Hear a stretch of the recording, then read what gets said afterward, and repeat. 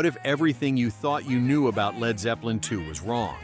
Imagine a band recording an album while constantly on tour, hopping between studios, hotels, and even a makeshift hut with barely any equipment. This wasn't a polished operation. It was pure musical chaos.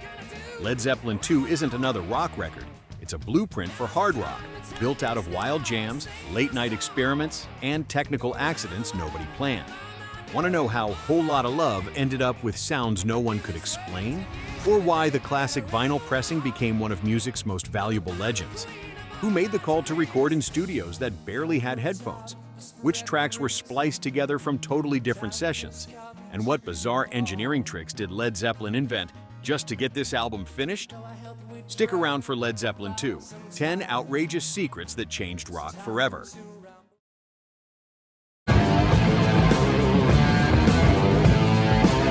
1. Recorded. Across a patchwork of studios, Led Zeppelin II wasn't created in a single studio, but was pieced together from sessions spread across at least 6 different studios on 2 continents. From the polished Olympic studios in London to the barely equipped hut in Vancouver with no proper headphones, the band was literally chasing time and space to capture their sound. How did a group manage to maintain such a consistent sonic identity amid this chaos? Did this fragmented process contribute to the raw energy that pulses through the album? Or was it just luck that these scattered recordings fit together so perfectly? Fans and critics still debate whether the disjointed sessions were a bold artistic gamble or reckless improvisation. Either way, Zeppelin crafted a masterpiece that sounds anything but pieced together. 2. The Whole Lotta Love mix was a mad scientist's dream.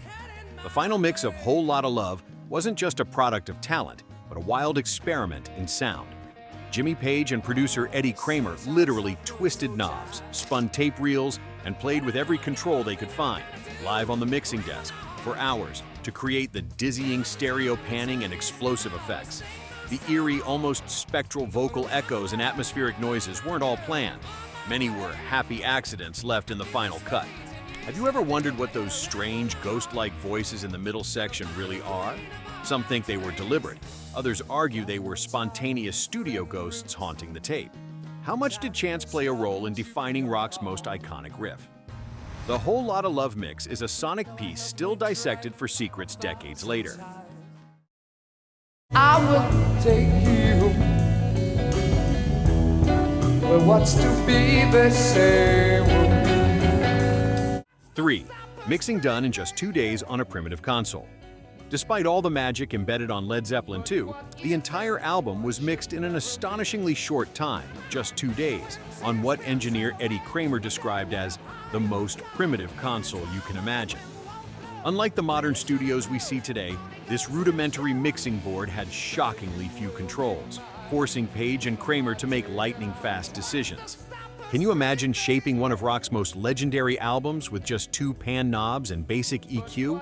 This urgent, hands-on mixing demanded creativity born out of limitation, and it turned mistakes into iconic musical moments.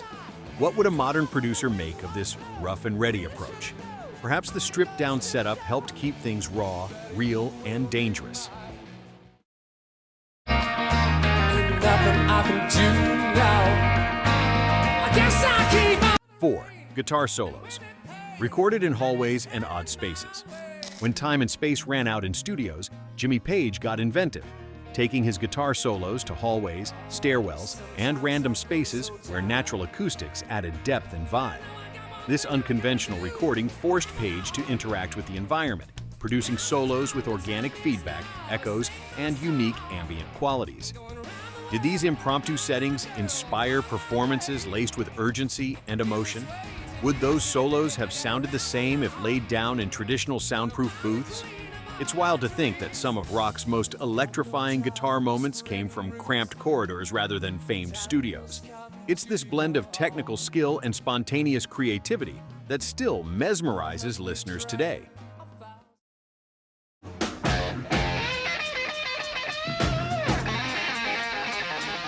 5. A Gibson Les Paul replaced the Telecaster for studio magic. Jimmy Page's legendary guitar tone on Led Zeppelin II marked a crucial shift. For the first time, he ditched his Fender Telecaster in favor of his Gibson Les Paul, paired with a modified Marshall amplifier rig.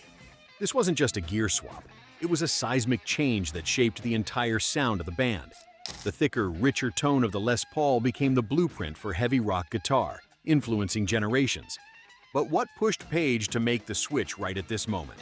Some say it was the hunger for a darker sound. Others think technical limitations on the Telecaster nudged him. The tone on tracks like Whole Lotta Love and What Is and What Should Never Be hooked millions. Could Zeppelin have become rock titans without this shift? The impact of this choice still sparks debates over the perfect rock tone. 6. Tape reel techniques created unique effects. Modern effects processors were decades away, so Zeppelin's engineers were true innovators. Using giant EMT 140 plate reverbs and manually manipulating tape machines, they created live delay, phasing, and echo. The delay was achieved by tape physically traveling between record and playback heads, a fragile, temperamental setup requiring patience and precision. Some vocal effects on What Is and What Should Never Be were produced by syncing two tape recorders for an eerie wobble effect. These handcrafted sounds gave the album an atmospheric depth that digital tech often struggles to replicate. How many of these old-school effects still inspire producers today? And how often do fans realize these studio miracles were done by hand, in real time, by trial and error in the moment?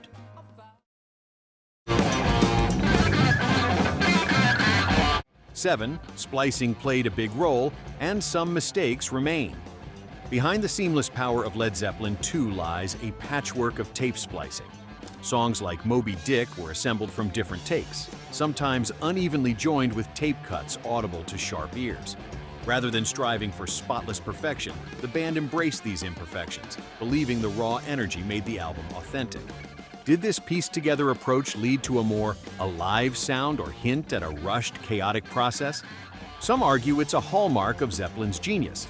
Others see it as rock's version of duct tape holding a masterpiece together. What's clear is that these tape scars tell a story of creative urgency and rebellion against polished production. 8. The laugh at the start was left in intentionally. Before the first riff even hits, the album opens with a faint, mysterious laugh lingering on the opening track. Whose laugh was it? Was it a prank, a cue, or just a candid moment? The band could have edited it out for cleanliness, but chose not to, sending a clear message. This album is about capturing spontaneity and real moments. This small, human imperfection sets the tone for an album that feels lived in and loose, far from sterile perfectionism. What does that say about Led Zeppelin's approach to recording? Were they confident enough to share the raw edges of their art?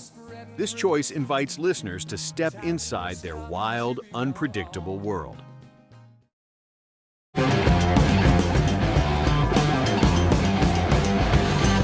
9. Lyrics and music were often written on the fly. Unlike meticulously penned records, Led Zeppelin II grew from bursts of creativity on the road. Robert Plant jotted down lyrics in hotel rooms and backstage between gigs, while Jimmy Page hammered out riffs mid-tour. This frantic spontaneity infused tracks with a raw urgency.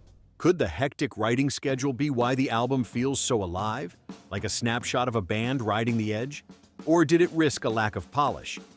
The quick-fire creation process explains why some songs seem like full-throttle jams, while others offer glimpses of poetic mystery. It's almost like the album captures the band in the middle of a creative explosion, barely holding on, making every note crackle with excitement.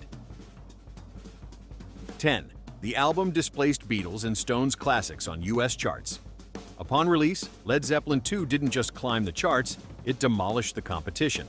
It dislodged Beatles' Abbey Road, and Rolling Stones Let It Bleed from the coveted #1 spot on the Billboard charts, cementing Zeppelin's seismic rise as rock's new titans. This wasn't just about sales, it marked a cultural shift toward a heavier, louder sound capturing a new generation. What did this upset mean for the music world? Did it signal the end of an era dominated by pop perfection and the rise of raw, riff-driven rock? The album's 138-week stay on the charts was unprecedented, and its success forced the industry to pay attention. Did Zeppelin expect to shake the rock world so profoundly with their second album?